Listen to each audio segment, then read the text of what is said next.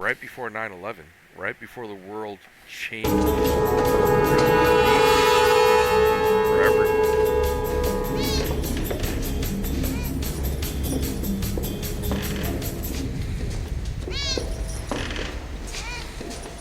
Oh, deja vu. I submit to you that such alterations, the creation or selection of such so-called alternative presence, is continually taking place. The very fact that we can conceptually deal with this notion, that is, entertain it as an idea, is the first step in discerning such processes themselves. But I doubt if we will ever be able in any real fashion to demonstrate, to scientifically prove that such lateral change processes do occur. Probably all we would have to go on would be vestiges of memory, fleeting impressions, dreams, nebulous intuitions that somehow things had been different in some way, and not long ago, but now. We might reflexively reach for a light switch in the bathroom only to discover that it always had been, in another place entirely. We might reach for the air vent in our car where there was no air vent, a reflex left over from a previous present, still active at a subcortical level. We might dream of people and places we had never seen as vividly as if we had seen them and actually known them.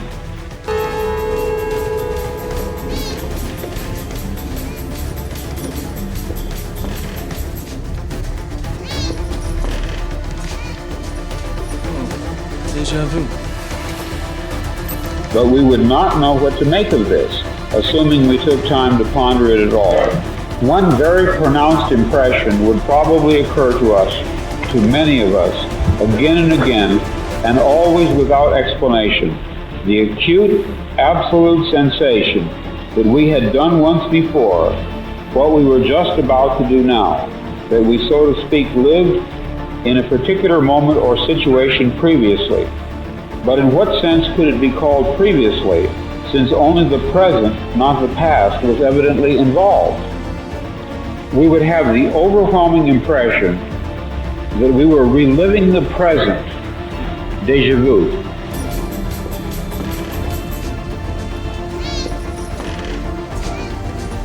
Oh, deja vu.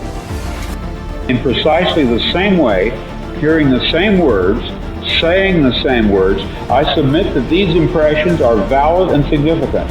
And I will even say this, such an impression is a clue that at some past time point, a variable was changed, reprogrammed as it were, and that because of this, an alternative world branched off, became actualized instead of the prior one, and that in fact, in literal fact, we are once more living this particular segment of linear time.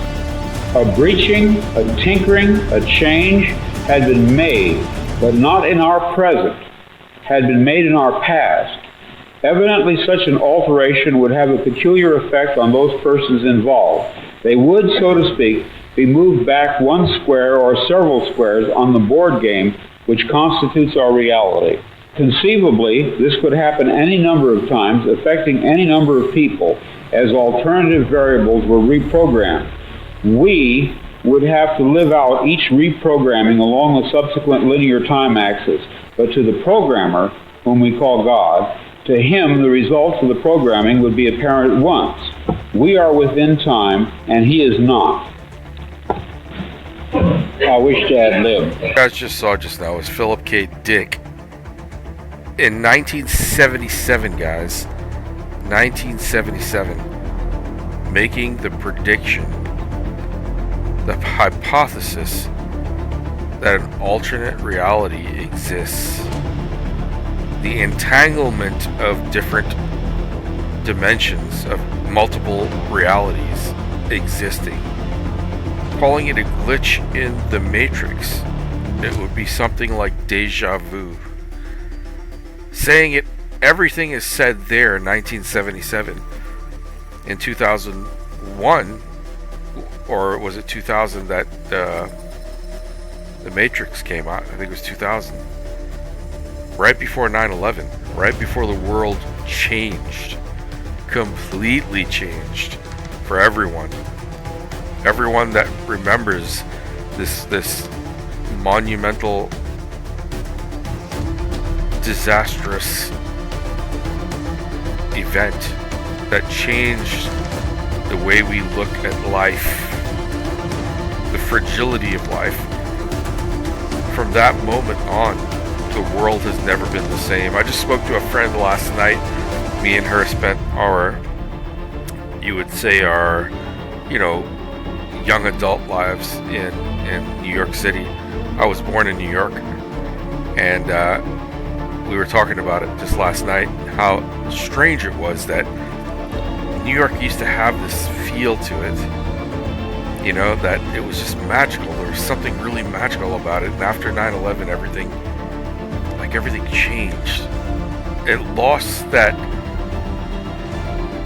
special magical feeling that it used to have, It's like the world became different. The entire world, not just New York, everything changed. It became faster and more shallow than it's ever been in the entire history of the world.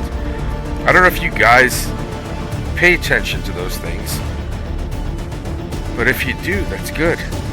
If you can really, really pay attention. I don't know if the younger generation, because they're growing up and being born into this world that is not the same. And I know that people will say that every generation is different. Of course it is. Every generation is different.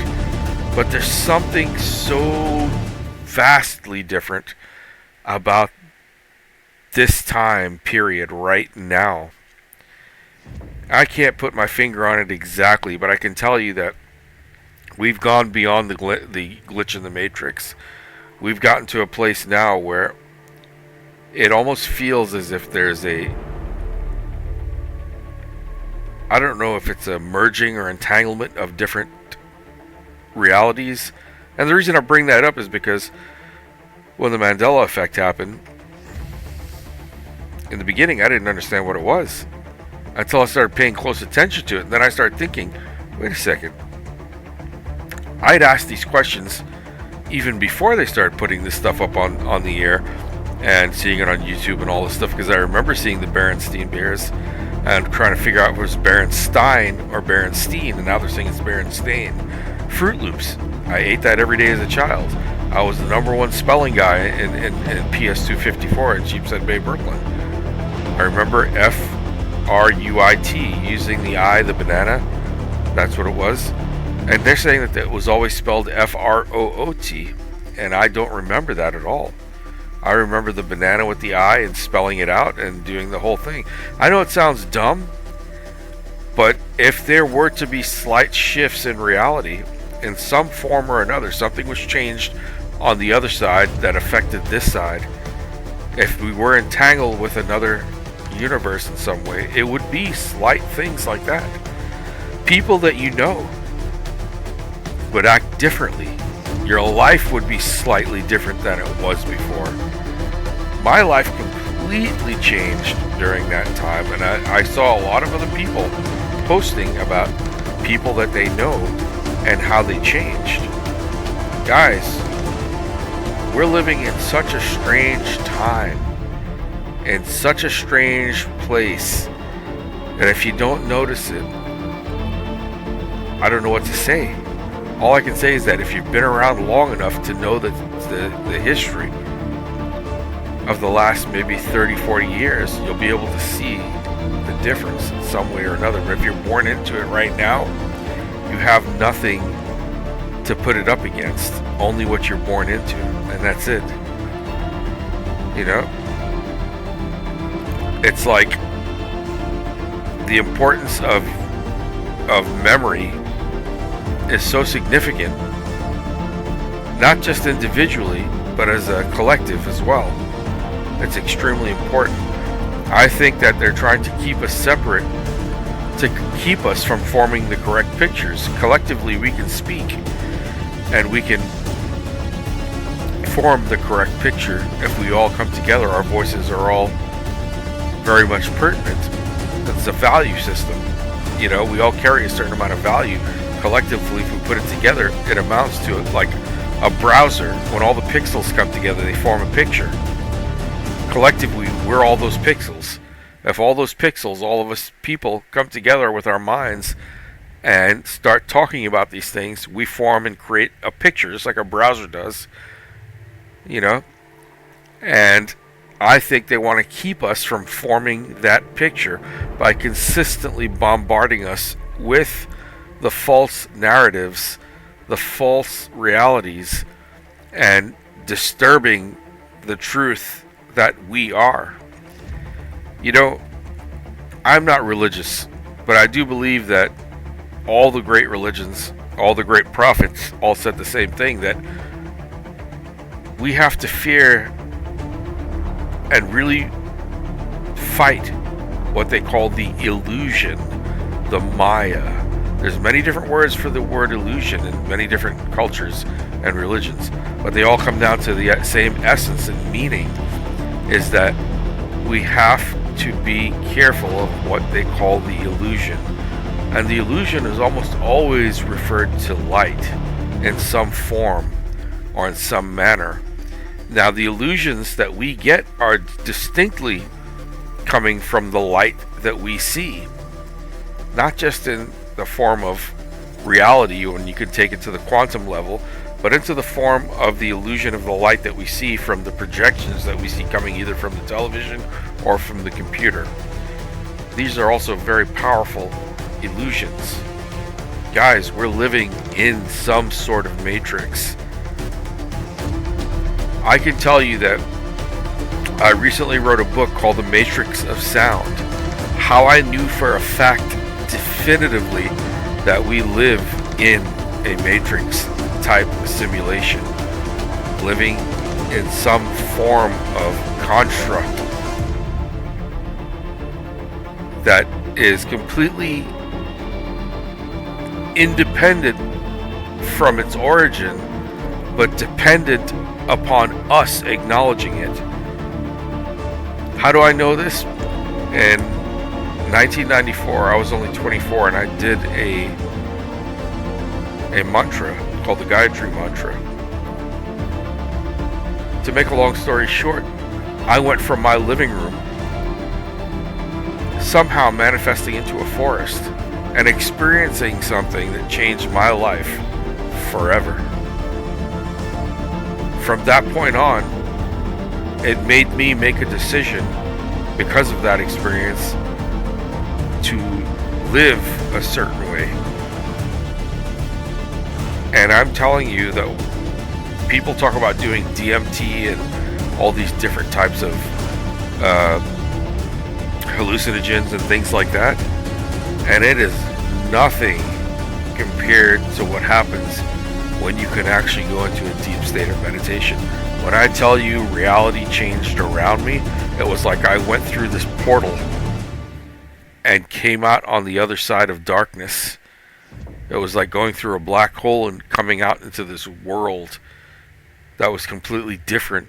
And I'm telling you, if you ever experience anything like that, it makes you almost go insane. You think you actually die. Then you don't even know if you're alive anymore. It's the scariest and most wonderful thing that's ever happened to me, because it brought the reality of that we are not susceptible or bound by anything here on this world. We're not. There's something else more powerful beyond this physical reality that we can tap into. And the only way really to get there is, like even Christ himself said, Yeshua, who they call Christ, said that the kingdom of God is within. You don't need to look any further outside of yourself, but you need to look within. That's what meditation is. He was talking directly about meditation. Meditation is the art of going inside. Guys, I wrote a book called The Matrix of Sound. If you go to forbiddenmantrapress.com or forbiddenmantrapress.store, you will find that book there, and many other books that are there that are all in the same genre.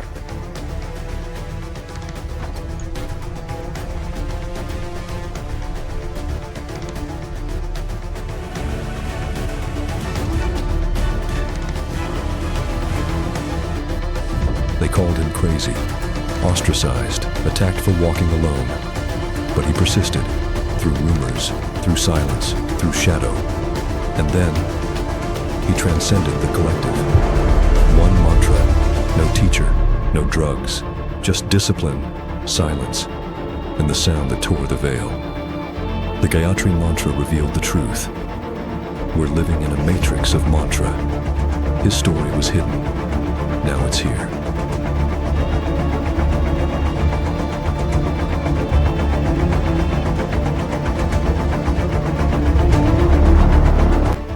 Talking about mantras and many different forbidden texts of knowledge that you will find there. I encourage you to go there and check it out yourself. I'm building upon it and trying hard to keep everything good so I can keep building upon it.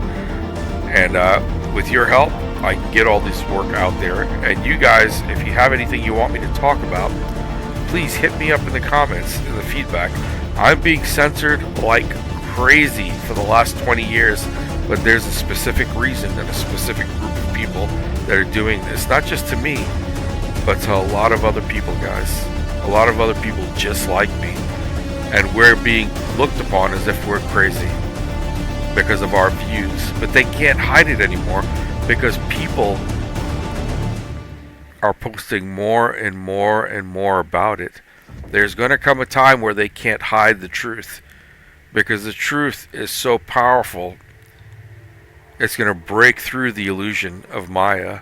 It's going to break through the illusion, and it's going to present itself, and you will not be able to run from it, because it is the truth. It's reality. It is like life, and it's exactly like death.